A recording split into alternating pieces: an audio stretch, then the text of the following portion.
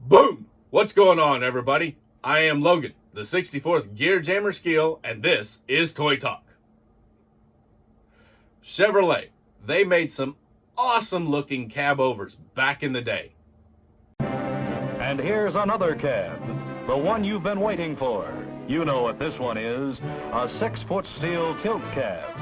A tilt cab that tilts the right way. Watch. No electric motor. No hydraulic pump. A torsion bar makes the manual tilt so simple, so easy. And see the control island. It doesn't move. It stays put so there's nothing to disconnect, nothing to get crimped or jammed. And look at the room inside, the comfort. And look at the view. Here it is on the move. To pay homage to this, Neo Scale Models has created a Chevrolet version of the GMC truck that you just saw in that GM promo clip. This is the Neo Scale Models 64th scale Chevrolet steel tilt cab truck. It's a single axle configuration set up with a fifth wheel. It's in a teal with white paint scheme, which was very common in those days. They loved two-tone paint schemes. It sits on white steel wheels, and it has a white front bumper and white grille.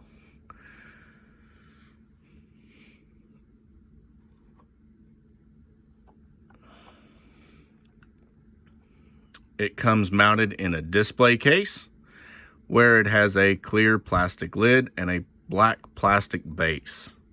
It also has a hardboard sleeve, and in the back of that sleeve you can see it has a semblance of a mirror, so you can sort of see the back of the truck while it's in the package.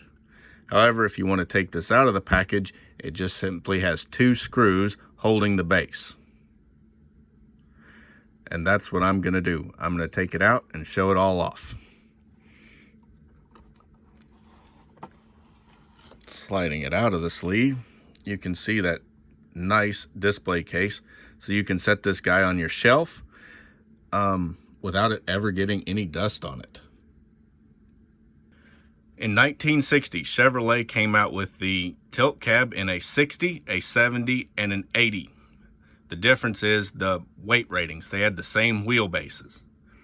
The 60 had a 19,500 pound gross vehicle weight rating, while as the 80, which is this one, came with a 25,000 pound gross weight rating.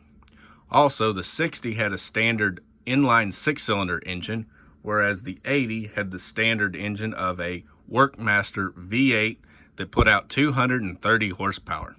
And these were gasoline engines. They ran on gasoline engines the first year. Later on, they added a diesel option, but when they first came out, they were gasoline.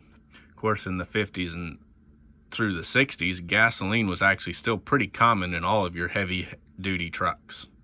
Now, to get this guy off its base plate, it just takes 2 Phillips head screws, and you need a small Phillips head screwdriver to do it.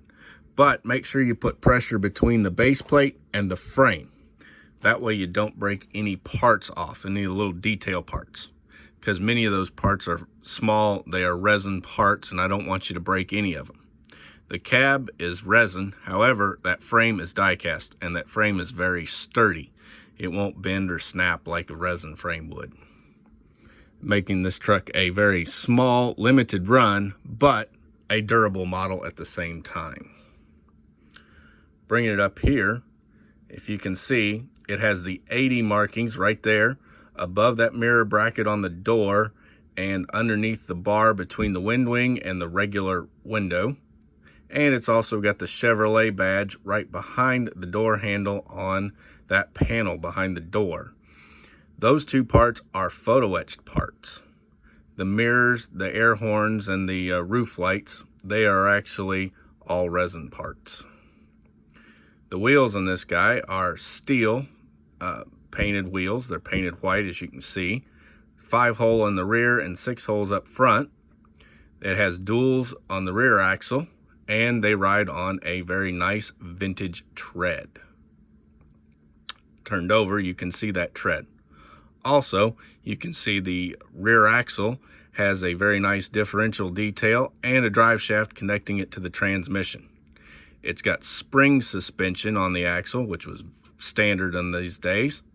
Also on the front suspension, it's got the springs, and you can see the axle detail. There's a modest amount of under detail because mostly you don't set this truck upside down. But it does have a very nice silver painted exhaust coming out on the left side of the truck. Turning him back, you can see the mirrors. Up on top, you can see the ribs that are done in. That way, the roof doesn't collapse. It's got the nice detail. It's got the roof clearance lights.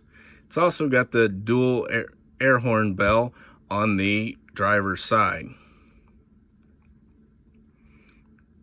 Also, you can see it's got a fifth wheel back there, and that fifth wheel's kingpin design is set up to haul vintage DCP first gear trailers or the top shelf replicas trailers. It's got a very nice design to its frame, and it's got very nice detail. It's also got the round fuel tank. They also had a square fuel tank, but it's got the round fuel tank hanging out on the passenger side only.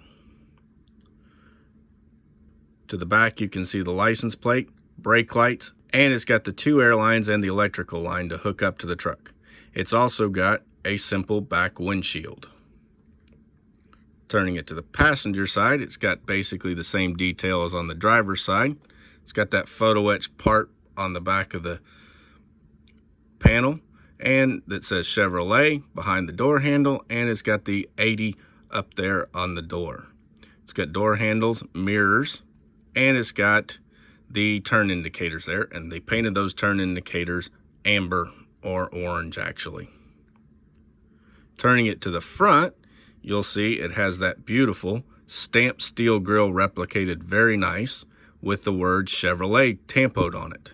It's got a white bumper with a license plate on it, and it's got the photo etched Chevrolet bow tie and two photo etched windshield wipers. They're individual, and those windshield wipers are pretty fragile and easy to pop off the cab. It's got vacuum formed windows, which are very super clear and gives you a much better detail than does the hard plastic windows we get on our die-cast models.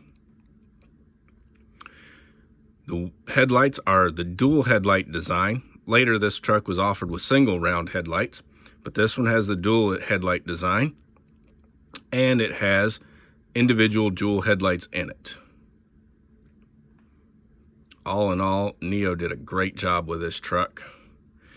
Inside the cab, I know it's very hard to see, but it has a white steering wheel, a driver's seat, a passenger seat, a dashboard with a decent amount of detail on it. It's also got the gear shift and the handbrake lever. And right behind the two seats, it's got the little bench that was standard on these trucks, which kind of gave a little extra room back there for some storage and covered up the back of the engine.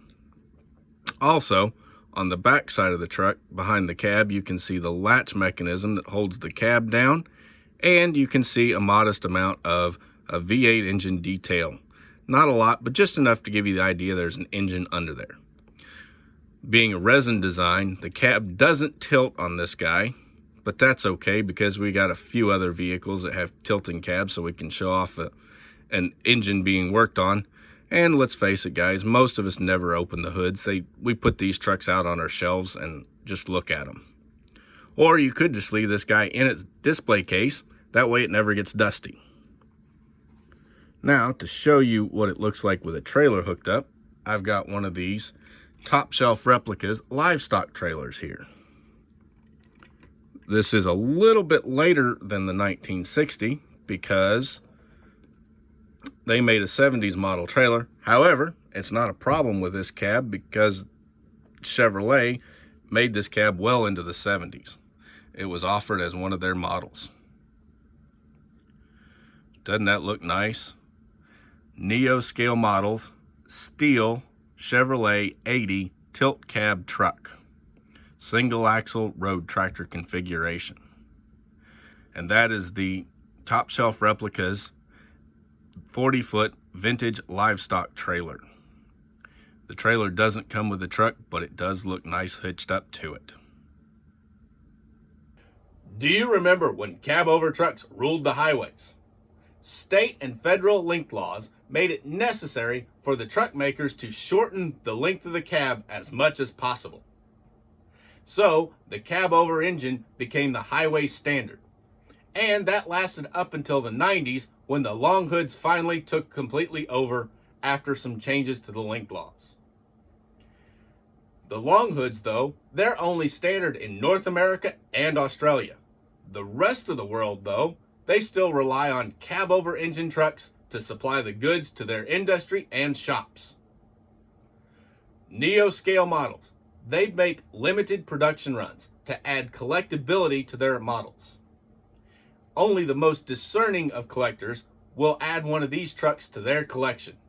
If you're one of those types of collectors, please go on and grab my free copy of my report on tips for valuing your collection. Grab it at the link in the description below. And as always, please like, comment, subscribe, and ring that bell to get notified of all of my future videos. And please go on and share this video with your friends. Thanks for watching. I'm Logan, the 64th Gear Jammer Skeele, and this is Toy Talk.